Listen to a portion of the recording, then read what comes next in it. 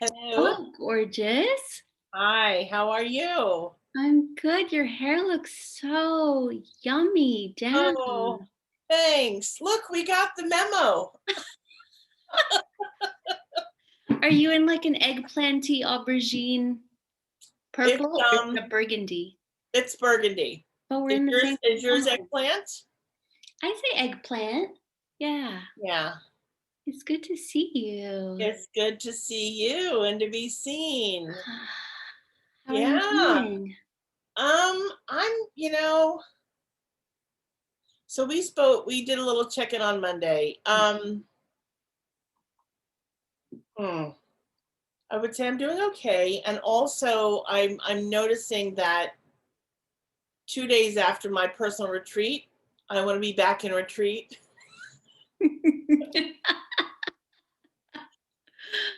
Yeah, Yeah. a Yeah. lot going on, or like that was just delicious and It was really delicious. And it was also really, I've never taken that kind of time for myself really. to be really intentional about like, not working Mhm. and to not be in contact with clients or thinking about Project Mitzvah, like really freeing my mind of all that.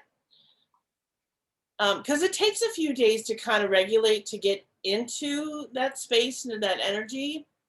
And then once I was there, I was like, oh, this is really lovely. And it was just felt really good. And then, especially because I was doing it with a friend.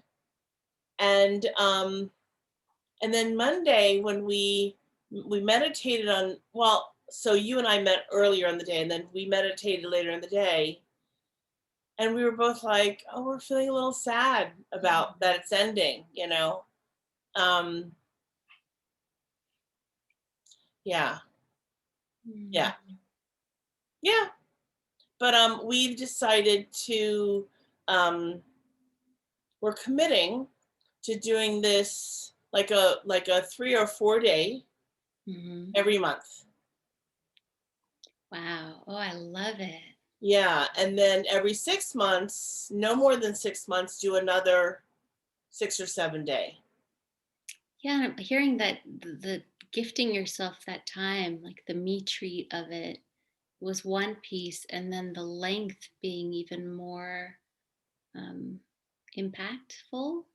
Yeah, Yeah, yeah, for yeah. sure. And I'm I hearing kind of that. go Go ahead. ahead. Go Go no, ahead. go ahead. Yeah.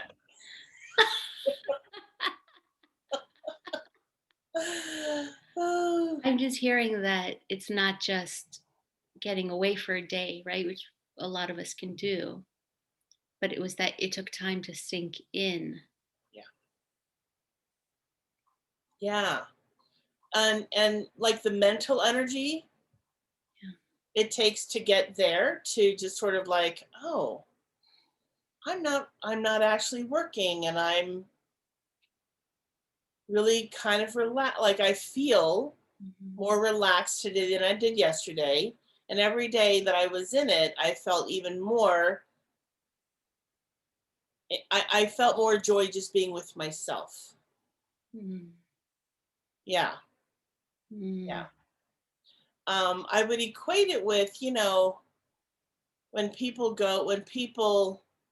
I remember just years ago, I house sat for a family.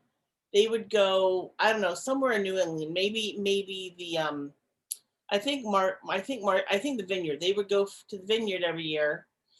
And for the first couple of years, they would go for a week. And they would take all this stuff, like they would bike and they would, they had all their stuff. And then 6.5 days later, they had to pack up and come back home. So there's hardly enough time to like really relax and feel into vacation mode. And then you got to turn around and come back. And so then they did that for a couple years. And then they started doing 2 weeks at a time. And then the last so I've known them for a very long time. And the last year, I think, like when the older son was in like, the kids get to an age they don't want a vacation with you anymore. So they knew the time was running out. And they were like, I think this will be his last year that he goes on vacation with us. And they took 3 weeks.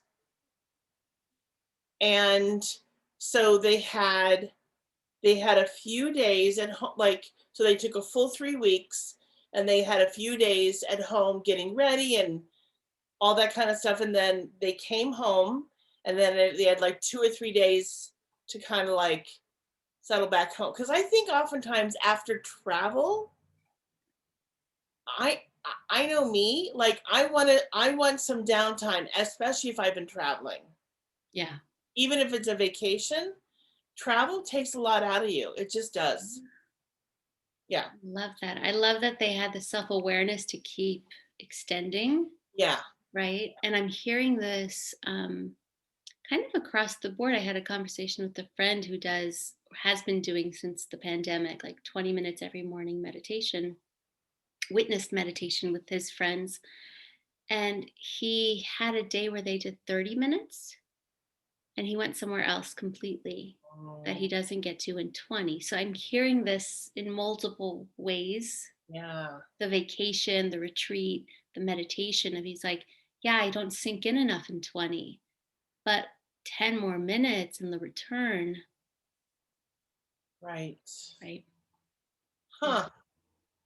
I think I'll suggest that because my friend and I, when we witness meditate, we always do 20 minutes.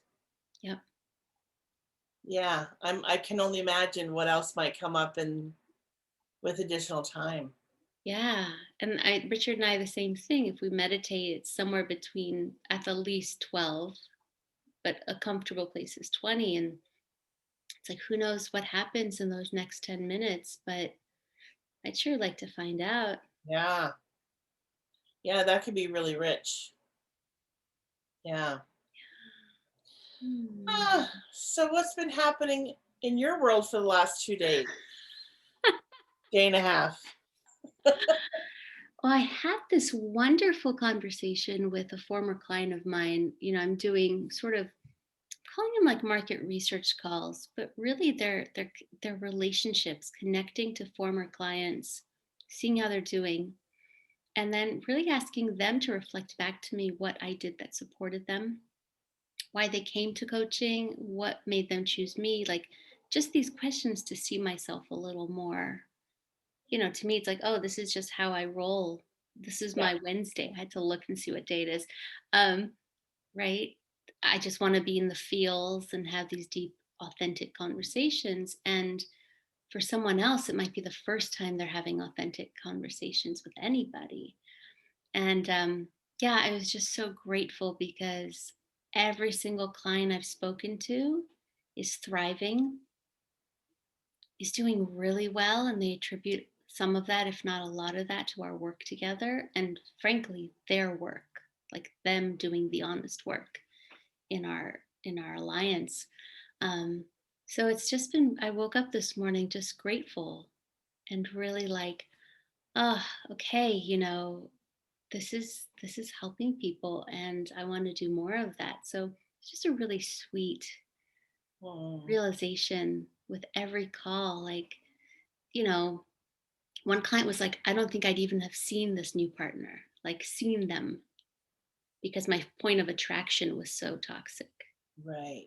Right? I don't even think I would have noticed this human in the room before that she is completely smitten with and who's really devoted to her, or I don't think I could have held the frequency of this kind of partnership if I didn't have the work. Right. And it's like, it's just like a dream to soak that up Hmm. and to know that I got to be an ally, right? Because I never doled out any answers. It was pretty much, I'm going to walk alongside you on the path. I'm going to point out stuff I see and then like let you wrestle with that and come to your own answers. And just knowing that that works. Like trusting that the person has the answers, right? Because as much as I love working with clients, the last thing I want is for them to rely on me for their answers. Right. I want them to really build that self trust, that like I call it the deep, sweet knowing that's on the inside. That's like the internal yes, the internal no. Hmm. So yeah, I don't know. I've just been kind of floating in that inner praise. Like this Mm-hmm. is what I believe in, and wow, there's I'm collecting evidence that it's working. Yeah. Yeah. So that's been a sweet, sweet, surprising, beautiful, nourishing Mm. element in my life. Mm. You know. Oh, I love that. And I'm really appreciating that you had the courage to ask them, because it takes guts to ask someone for honest feedback about oneself. Um and and then to for it to be validated that this stuff works, it's working. Yeah. That's so I mean, mm, yeah, Thank you for naming that. I yeah, will say, it felt uncomfortable as someone who is comfortable giving yeah. to ask for help, to say, hey, I'm doing these market research calls to figure out my niche, to figure out who I serve, to figure out what it is I do well, and also just to know like what would you have wanted more of? Mm. What might have actually made it even better for you, so that I can take that into future stuff. I was so touched that everyone wanted to help. Like, like take time out of their day. And these are busy, high functioning, badasses Yeah. willing to take time to like help me. It felt really like even just that reciprocity felt sweet. Yeah. And it took me a little bit to let it in. I don't know if if you can relate to the time where it's like it took like expanding the container to let it in, you know. Um, so I do get that, and I also that's been some of my work for a long time, like asking for support and then allowing it and receiving it.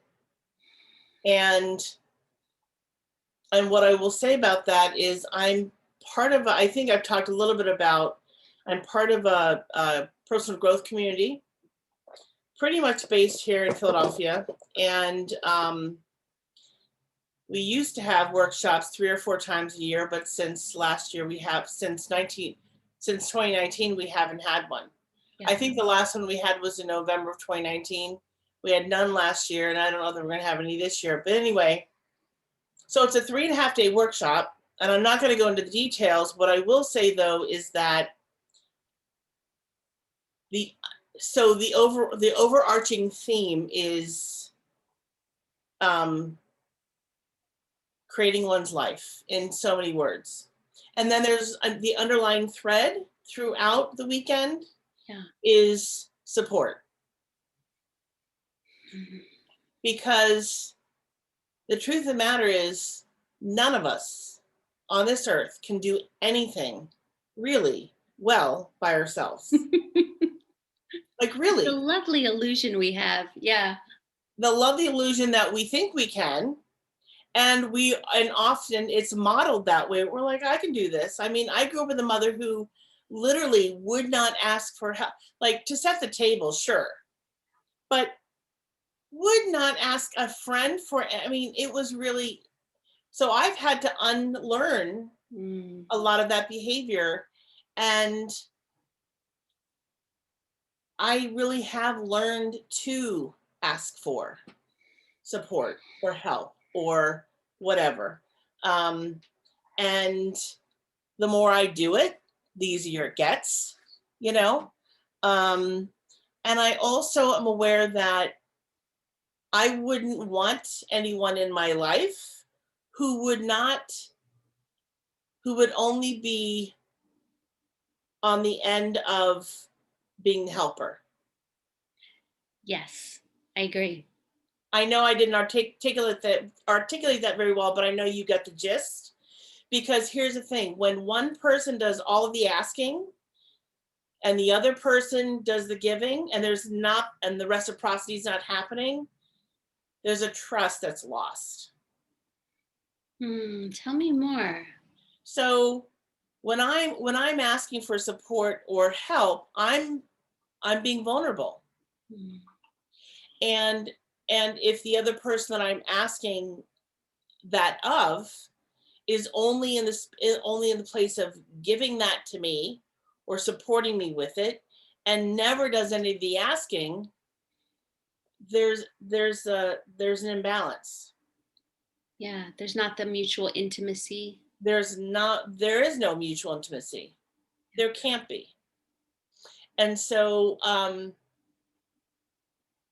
really clear, like I am so clear about that. And that was one of the things that was for sure missing in my relationship, in my former relationship. And interestingly enough, because I had the courage to ask for what I wanted, he could easily say no if he wanted to say no. And he did say no sometimes, which is totally okay.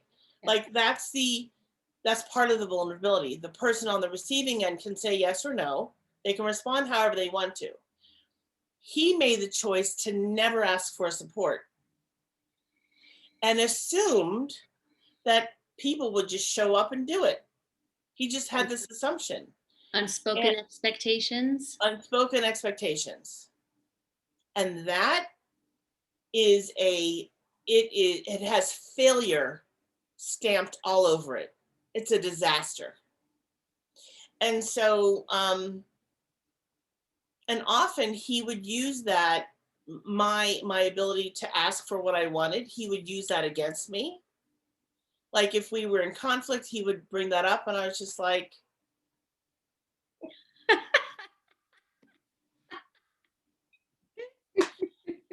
I'm like, because I have the backbone to ask for what I want and you don't? Are Right. you kidding? Like what?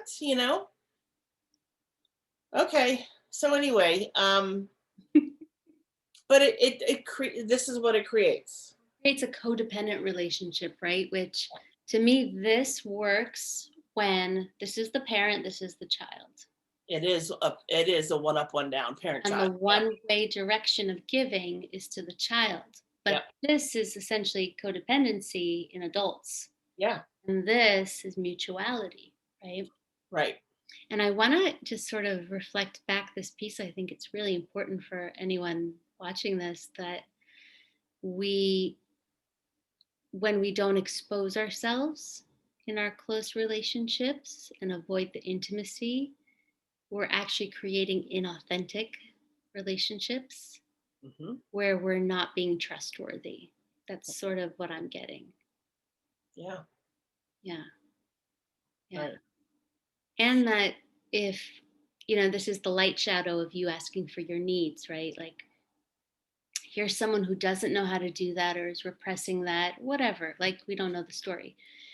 But then the light shadow is like, oh, this person does it. This person doesn't have any trouble doing it. I resent that because I'm having trouble doing it. Uh-huh. Right. So it could be an invitation for someone. Wow, this person really knows what they need. They know how to express it. And they're actually okay not receiving it, which I think is a really big piece Uh-huh. of the vulnerability thing. I used to ask and expect it because the idea of it being rejected or not given like felt kind of like death to me for the Right. longest time. Right. And it's because I didn't have myself.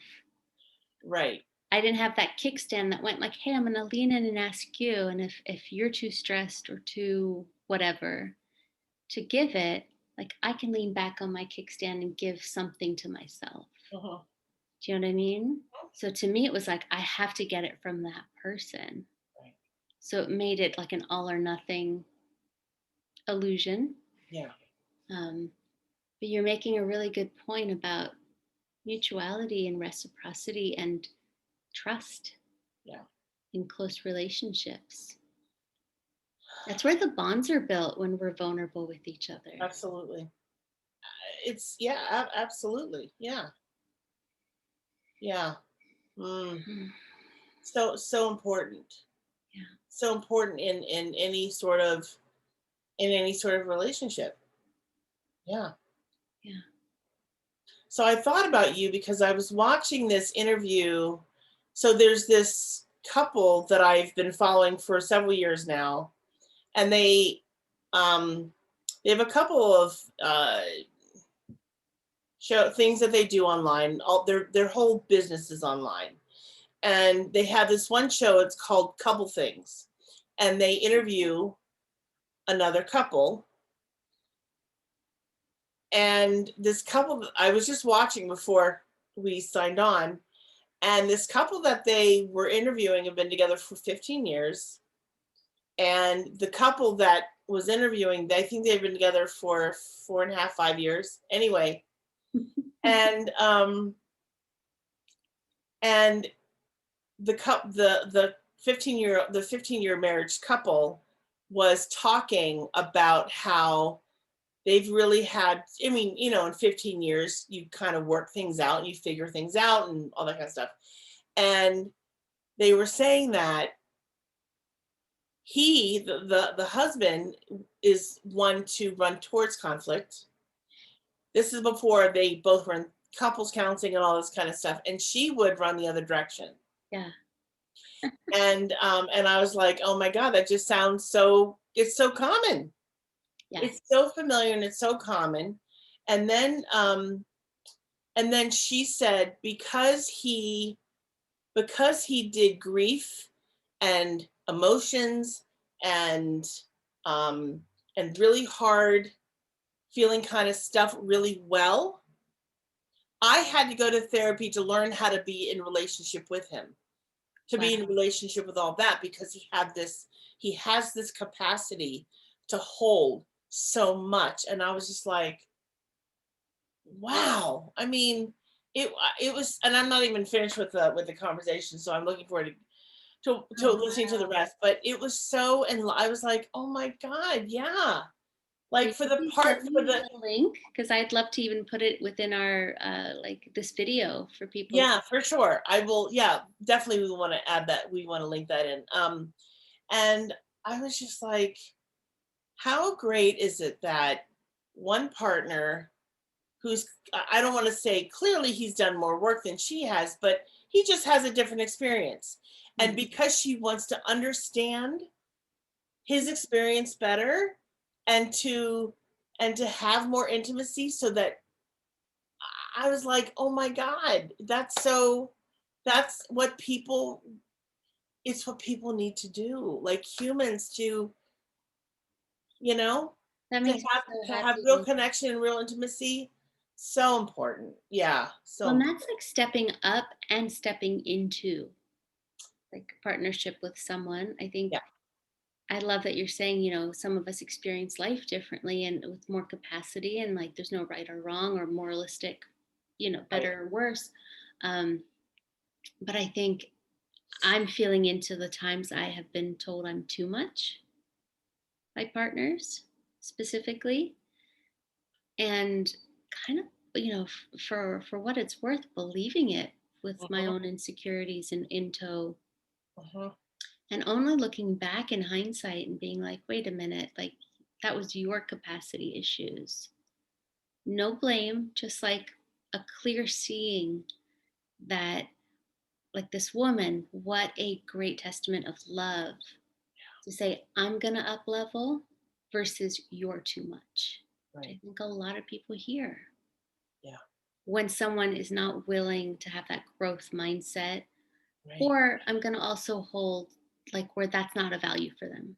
Yeah, Right. Because sometimes it's like that person might have a growth mindset, but be like, I don't need to be in the feels all the time. I have other stuff to do. right. So it could be like that's just not a high priority. Right. Right. Yeah. But what a true gift I of know. love. I know. Yeah, I'd love to see that. Thank you. Oh God, you're welcome. Um it was just really rich, Yeah. and and interesting, like just the layers and yeah, it was really fascinating. It was a good interview. So yeah, yeah. So I wanted to ask you, because I have never done a juice cleanse. Yes. And I've not, I did a fast many, many, literally decades ago. But I'm curious, like when you finish with a juice cleanse, like how do you come back into normal, like a normal diet or normal, right? Some sense, Yeah. semblance of normalcy. Because how many days were you doing it? We did 6 days. Okay. Yeah. So gently, Okay. just one piece. Truth be told, on Sunday, we kind of wanted soup still. Like we kind of wanted to come in a little And, and gentle. and Sunday was supposed to be your first day back. Right. And I think in my, glorified mindset on a hungry Thursday was like, ooh, I'm going to have Oh this, yeah. this, and this on Sunday. And then it's like, ugh, my stomach's smaller, my appetite's different, my taste buds are different. A lot of internal resets happened for both of us, where even yesterday, what is today? Wednesday? Yeah, the last 4 days basically have been a really gentle reentry. Some soups, mostly vegetables, some rice. Um, we both feel better without processed stuff, even though our processed stuff is like gluten free, Uh-huh. but we still feel better without the gluten free pasta. So we've pretty much said, let's just have a variety of whole foods and really stay away from the things that we're now kind of not bound to, right? Like I always put like coconut sugar into my cacao every day. I always put honey in my tea. I always put um, I don't know, just like a bunch of pasta with vegetables, right? And all of a sudden, like we're not bound to it, we're not tethered. The addiction quality is gone.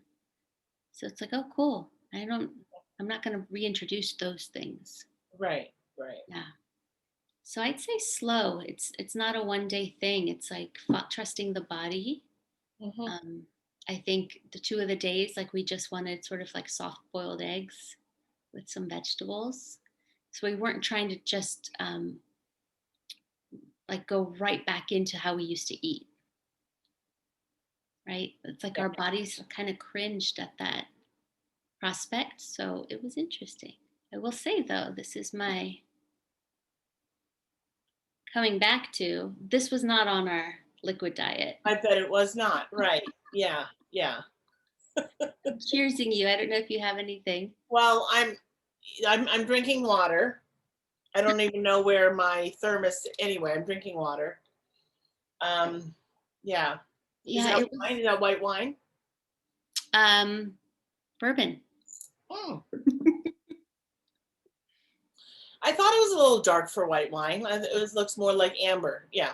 My body seems to metabolize bourbon and gin really cleanly, like no effects, no hangovers, no logy feeling. Uh-huh. And as it relates to wines and beers, I need a nap after. So this intuitive, back to your question, like we're like in intuitive eating mode. What's the body like? What does my body want now Right. versus habit mode? Yeah. So And is this the first liquor you're having since? I think we had a cocktail Sunday watching football, Okay. and then really said like, let's just have a drink on, Saturday. Uh-huh. Uh-huh. Except I have a podcast with you, so it'll be Wednesdays and Saturdays, but not all the time. Yeah. Just Yeah. being really, I wouldn't say caring to our temple, Uh-huh. because the detox felt really good. Like we both felt not light, just lighter, but like limber, like wanting to move and to feel this good in the winter, the dead of winter. Yeah, it's like, yeah, it kind of makes me realize the stories we hold. Like, oh, I just feel tired and sluggish in the winter and I just want to eat ravioli. And it's like, oh no, I feel like young again. Yeah. Yeah. So, yeah, I'd highly recommend it. And, it requires a little bit of will, but Yeah. very doable. Yeah. Have you ever done any sort of, you said a fast, which I'm guessing is like like a no It was anything? a fast. It was a fast for 20, it was like a day and a half. Oh wow, okay. Um, Was it like a vision quest or just like a I'm gonna do this for a retreat or it was a retreat. So it was a retreat, and um, God, it's so like really, really decades ago. So I think I 17 or 18, and it was a church retreat, and our uh, retreat leaders, um, they had laid out the day so that during meal, like they really planned it well. So during meal times, we were doing an activity, mm, hmm and we could drink water, but that was it. And and it was if I could get that curriculum again, it was really rich. The curriculum was really full, and I don't remember what I wrote, but I just remember when I was journaling how much easier it was to, kind of shed and kind of really go in a very deep way. And it just how easy that came. Um, and I was surprised, because we started Friday afternoon and we finished the fast Sunday. Well, we didn't eat dinner Saturday night, so we the first thing we ate was Sunday morning mm-hmm. breakfast. We broke the fast Yeah. Sunday morning. So anyway, yeah. So if I were to do a fast, I would want to do it with some sort of spiritual curriculum, if you will. You Mm-hmm. know, Absolutely. um, Yeah. yeah, something with meaning to it. Yeah. Yeah. Um, anyway, so yeah, I think it would just be fascinating for and the closest I've ever come to since then,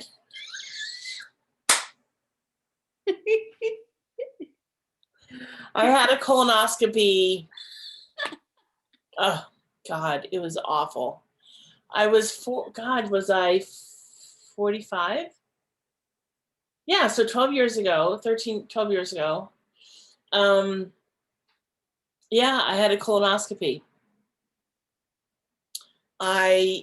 I don't need to go into the details. I was hospitalized.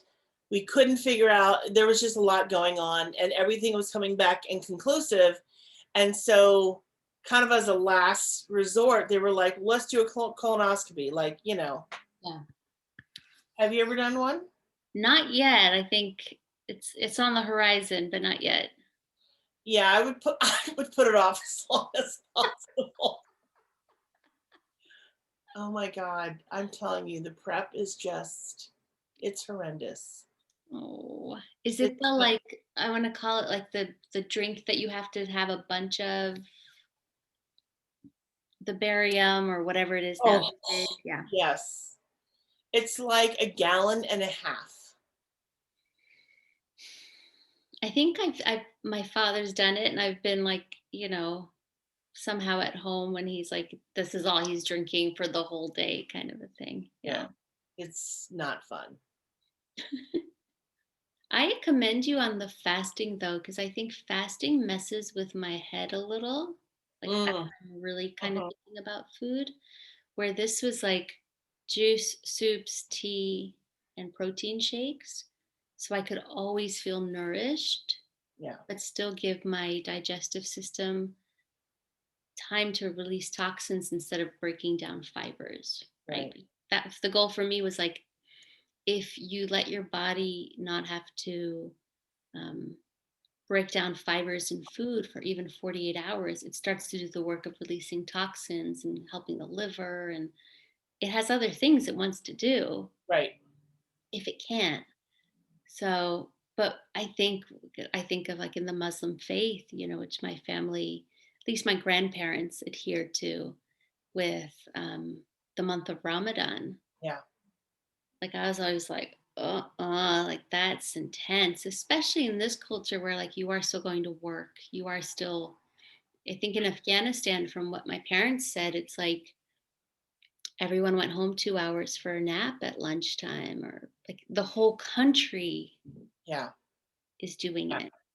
Or at least I would say a grand majority, maybe Right. 90% are doing it. So there's this collective energy you can harness that everyone's not eating. You're not like smelling the person next to you's pasta primavera at lunch, you know?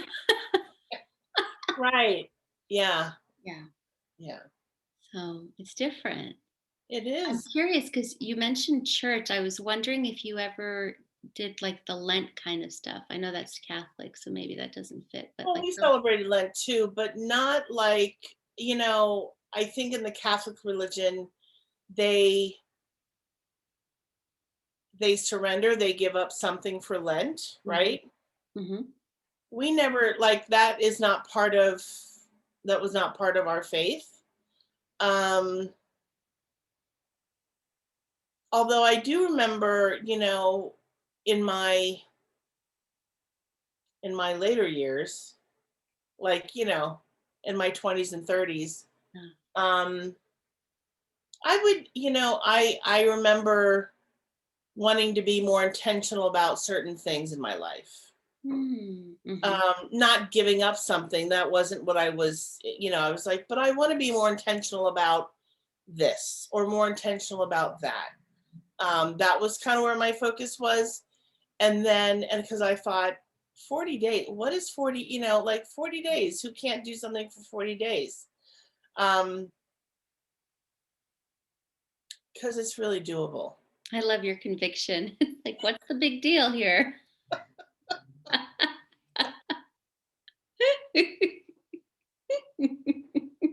You'd be like the great cheerleader at Lent, you know? When people are like, "Oh, I gave up chocolate," you're like, "Hey, it's 40 days. 40 days, you are not going to die.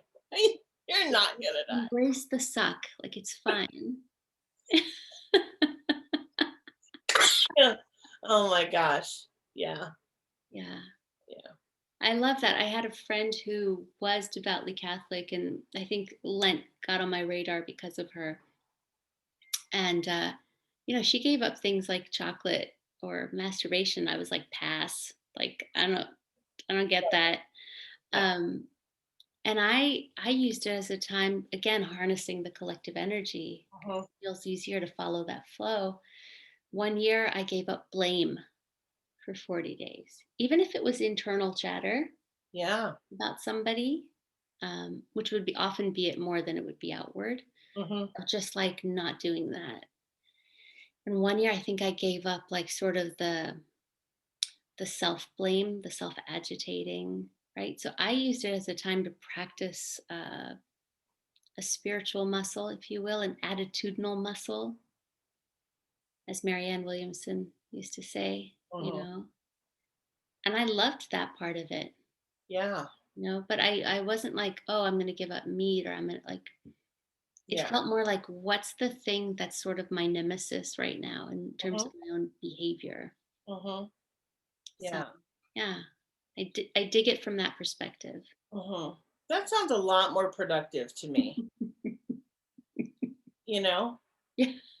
Because when I'm a believer in, like, when we set an intention, and like a mindful intention, there's just something really powerful about that, um because who can't give up chocolate?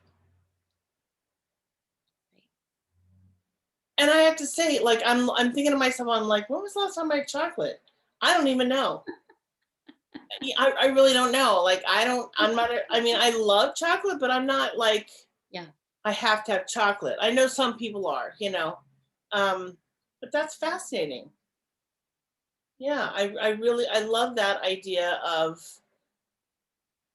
the spiritual base of it, Yeah. that really speaks to me. Life, and I also feel like so much of our daily lives are affected by our habits and behaviors, whether we know it or not. It's like all those little choices accumulate. So if I can nip one, or kind of just create a new tributary and different path, a different groove in my habit, that like pays out in dividends in my life, you know. Yeah. And hopefully in others, those are, that have to relate to me. Yeah. Yeah. For sure. Yeah. Oh, I really get that. I really relate to that. Yeah. Hmm. Huh. Mm.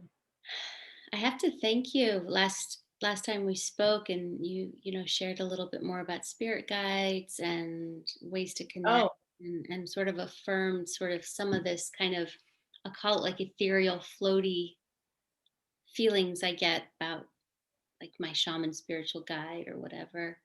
And I think it was that night, you kind of said, I had said to you, like, he doesn't say much. He just says, like, sit down, just sit, like, sit here.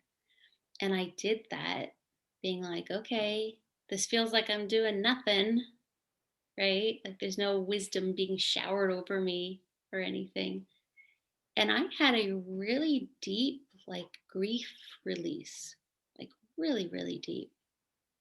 And I had a friend earlier that day work on me as an osteopath and say, like, man, I see like an angsty 6 year old. Like I see this little part of you that was kind of sad and sullen and angsty. And I noticed my wanting to lunge forward in growth, like to master process something. And so even when I was sitting next to him by the fire in my inner vision, I want to be like, oh, let's invite the little girl. Let me talk, like, let me sort this out. Right. And he's like, just sit, like, get yourself sorted, like, get grounded first, get still first. And I noticed that boing, boing, boing kind of energy. And so by the time she was invited and crossed over like this little bridge I see, she just wanted to sit in my lap and be like held and have her forehead kissed and be kind of just like rocked. And there was no words. There wasn't my normal psychology. What's this about? What's this? It was just like she wanted to be held. And I cried a lot. Um, So I'm thanking you because, like, I don't know that I value stillness and silence as much as I value talking it through and processing. And this was a vastly different experience than I'm used to. Just be still. And it's like the energy moved from one place to another, kind of swelled up and swelled up and swelled up and kept moving up. And then it was like tears. But it wasn't like 12 pages of journaling and trying to untangle it from a place that I'm a little more biased towards. I think mhm. it was a new learning to do it that way. Really came from trusting you, being like, hey, he probably has a lot of wisdom to share even if he's not talking to you. So thank you. You're It welcome. was huge. How much silence can be a co-facilitator. Yeah. Yeah. I um I say that to I say that to my students a lot Mhm. when I'm giving feedback. Um, Especially when I'm playing a patient who has been heavily ridden with something, Yeah. and it's a really heavy case, and they're just they're getting information. So they're asking all these questions instead of just allowing space for the story to unfold, which it will, if you hold the space for it. Yeah. And I'm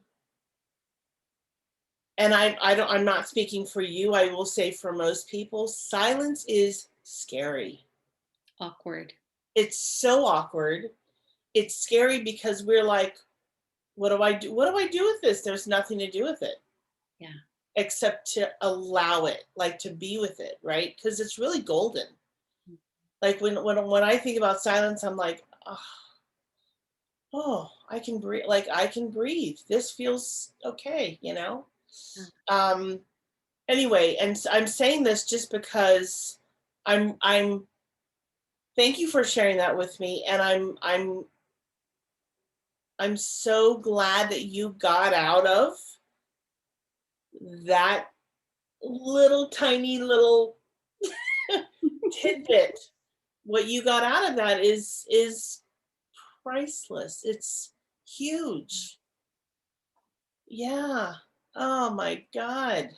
thank That you. yeah, and, like, gifting yourself, like, having the knowledge and then taking the steps and having the understanding that, "Oh, here it comes," wow. Yeah. Yeah. I'll admit I was surprised by how much grief showed up and how much I was kind of like, I said to you, like mewing, like, "Ah," I was really like, whoa, what happened? And um, maybe not well resourced in that moment. Like I was just really feeling the grief, and it was kind of amazing because my partner was in the other room and heard me and came and just helped me. Didn't, like you said, didn't start asking questions, didn't start, you know, adding concern and worry, and just kind of was like, okay, like something's happening. I'm here. It was really healing to have someone hold me as I was holding that little girl. It just was like, wow, like I couldn't have planned this like this. And I think a lot of times if I'm journaling and processing, it's a little bit more heady, a little bit more neck up. And it takes a while to get to the heart. And this was almost like this just came up.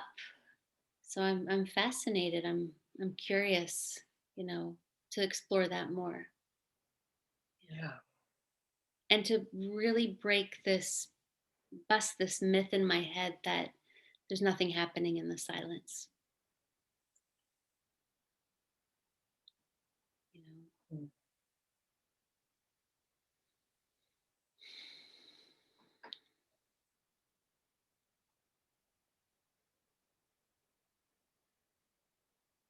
Mm.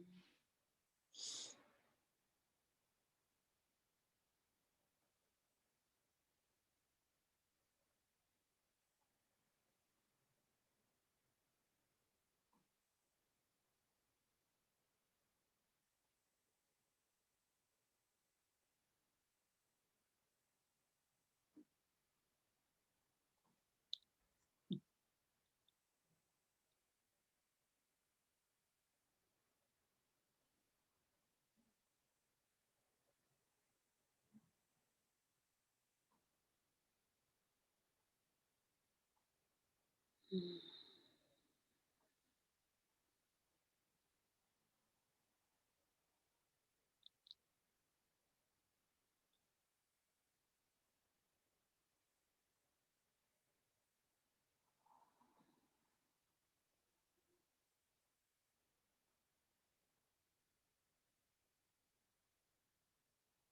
Mm. Mm. Thank you for teaching me that so much can happen in the silence. That is big wisdom to me. You're welcome. Mm. Thank you for trusting it. It's coming from a trustworthy source, so I kind of have to, I won't say have to, but I trust your trust Oh. in something. Yeah. Oh, thank you. Mm.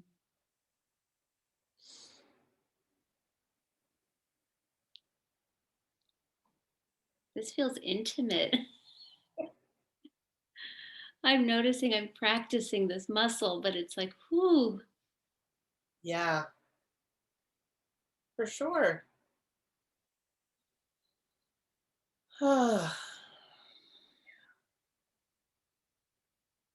And the other thing that I'm That makes aware of, me want to shake around a little.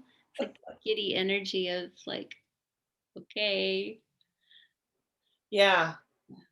And the other thing I'm aware of too is that, whoever's watching, whoever's choosing to watch this, that we're modeling this for people, we're modeling this. And um,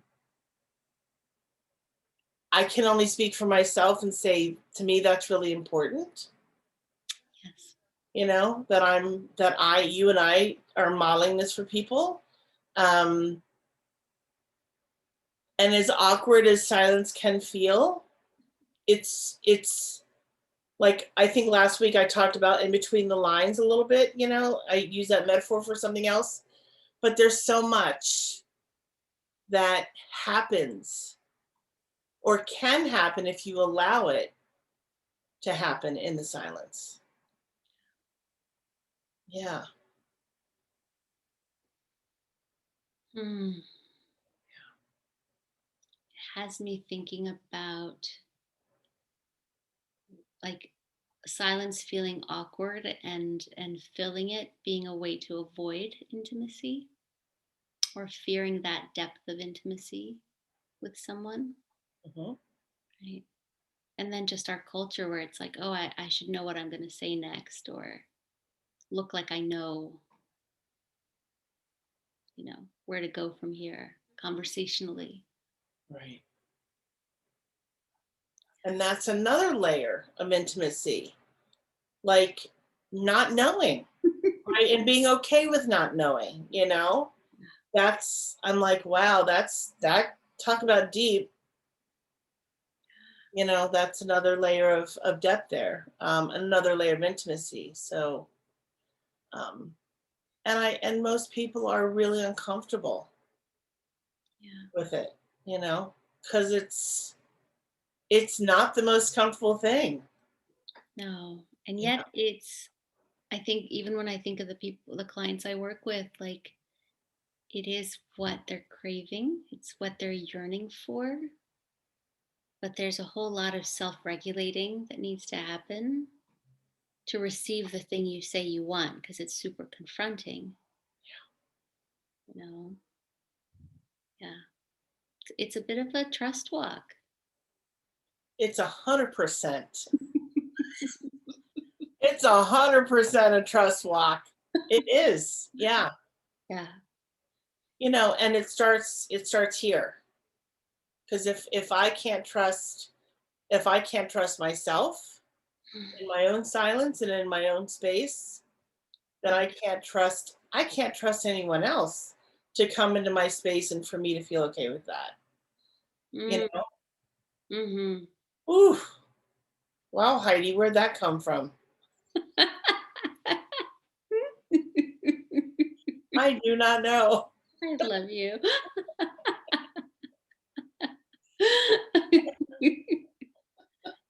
Yeah. So Yeah. much is self-trust. Hmm.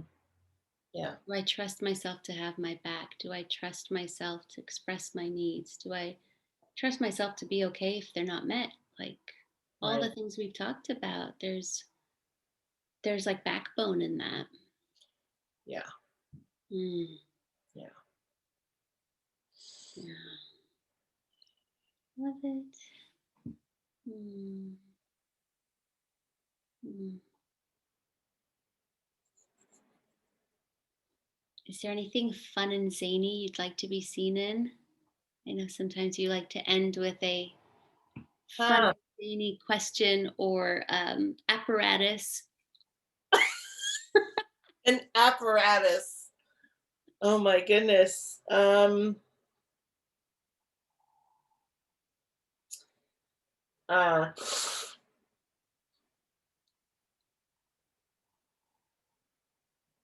I don't know how appropriate it is for, or how comfortable I am talking about it here on this platform. Um, Especially since I have not had a cocktail. Um, so I'm gonna leave that for after we stop recording, After the or recording. or or maybe another time when I've had a cocktail. There. Um, let's see. Um,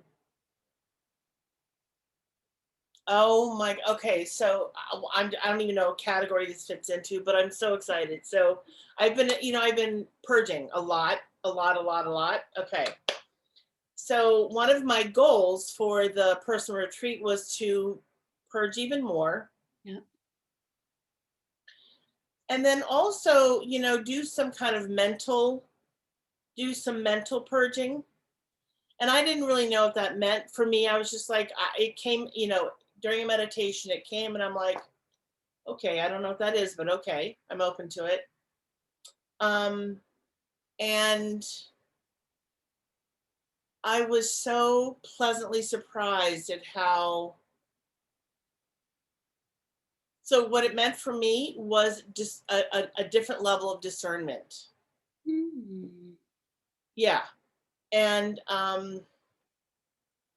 so like one of the things I was doing, I was reorganizing. I'm a pretty organized like file system organizer, and I was reorganizing my organized I'm reorganizing my organized files. That makes no sense, but it does. So as I'm going through, like I think, okay, paper, alphabetized, category, like it's a whole thing. Do you know that I was like, I don't need any of this stuff anymore. Like, not I don't need any of it, but a lot of it I didn't need. So this was just not only taking up physical space, but in my head, I was telling myself that I have to keep, I have to keep, I have to keep, I have to keep. No. Mhm. So just to really be clear about the discernment was I had to have like a really pretty serious conversation with myself where I was like, oh my, A meeting with yourself. I'm meeting with myself. Oh my God. As I was speaking, I'm realizing this just sounds so ridiculous, but I don't even care. Um, but it was, I was like, I had this aha. I was like, I don't need most of this stuff. And I was excited at the same time as like ready to just like put it in a bin, right? So it'll have to be shredded or burned or something. Like I don't want to just put it in recycling. But it just felt so good. And I was like, what? Like, and I kept thinking, what else can I do that'll help me to feel this good? what, what else? What else gives me this kind of excitement? I am thrilled about the littlest things. It's so, oh my God. And again, laughing is my medicine. I'm so glad that I can laugh at myself because it's really, really important. And I know that I get that from my dad. It's Mm. a gift from my father, which is just the sweetest. Yeah. Yeah. Yeah. Oh my God, that felt so good to laugh. Oh my God. Oh my goodness. Yeah. Joy of purging. The joy of purging. Yeah. Of letting go, right? Yes. Yeah. Yeah, because it really is, I don't know if you watched that show. There's this little, she's really tiny. She's like 4'11". I think she's Japanese, and it's called I don't even, Joy of Organizing or something like that. It was a Netflix show. They like did 7 or 8 shows anyway. And she talks about going through whatever you want to purge and going through and asking yourself, does this spark joy? Does this spark joy? Like every item that you're considering getting rid of, does it spark joy? And if it doesn't spark joy, it's got to go. So even though I didn't use that method, I used my own method of like figuring out like the discernment piece. Like, do I really want it? Do I really need this in my life? No, I don't. I mean, it was really liberating. Liberating. That's the word. It was super liberating and very freeing. And yeah, I mean, yeah. Which brings me to a question that I'm going to ask you. So, do you are you sentimental about items, like about material items? Yeah, me Well, either. I'm far more sentimental about memories, creating memories, Okay. reliving, savoring memories. Hmm. I find those appreciate in my mind as time goes by. And belonging, short of what's functional. And of course, like I do love earrings, like for example. Of course. But if someone stole all my earrings, I'd be like, that's a Yeah. you know. Um, I find I'm more sentimental with living things, like Mm, Dollywood over here, our Valentine's tree, okay. right? Like there will be a day when she's not well. There will be a day where she has to go, Right. and I will probably cry Hmm. because she's like a being. She's like someone I've lived with now for a couple months. Yeah. But in terms of like if someone burglarized me, like not that I'm inviting that, but like Yeah. if Yeah. it were to happen that a bunch of stuff got taken, I don't know that it would make a dent in my world. Yeah. What I about hear you. you? No, Yeah, I'm not sentimental when it comes to material things, and I get that from my mom. yeah, Like she doesn't hang on to it's and I will say it's almost in a disturbing way because when I go visit her and I'm like, where did this go? Or where did this go? Oh, I gave that away months ago. I'm like, what? yeah. You know, I, and her mentality is she's getting like literally she has said this out loud, Heidi, I'm coming to the end of my life. Mm, I don't want anyone to have to clear out my stuff, which I can wow, appreciate. I know, that's really right? thoughtful on a It, it is really thoughtful, but it's also a little for me, I'm like, that's a little over the top. level. Because at 86, really, who thinks about, well, I don't want them to have to be left with this stuff. Most people don't care. Yeah. I mean, Out the couch because you don't want someone to deal with it, but like now you don't have the couch. my point exactly. Yes. She got rid of the sectional like 5 years ago. Yeah. And so there are things that I pointed out. I'm like, don't get rid of that and don't get rid Little of red dot that. stickers on them. Yeah. Well, and I'm hearing both your experience, which has been, I almost think you could teach it like letting go with joy, right? The joy of letting go. And then when it might get on to overdrive and not be quite as joyful, Yeah. which is like now it's a compulsive letting go. Right. Right. Yeah. Yeah. Yeah. Yeah. So Hmm. anyway, yeah. Thanks. That's a sweet question. I like that. It's cool to know who is. I'm sentimental about cards. Like, I'll want to read what someone from their heart has poured, onto paper. Hmm. Um, but yeah, there's like nothing. I'm really thinking, I'm looking around the apartment, like, there's nothing. I'm more sentimental about our pet squirrel on the balcony who comes every day looking for the walnuts I leave for him. Hmm. Like I'm sentimental in that way Yeah. of like nurturing this little being through the winter or watering the plants or Yeah. um, yeah, connections. Connections I'm more sentimental about. I guess that's the thread. Yeah. Mm. Sweet. Thank you for this connection. Oh, you're welcome. Thank you. I can't believe we're at the end of, at the end of another hour. I I know I say that every time, but I'm like, what? Yeah. Mm.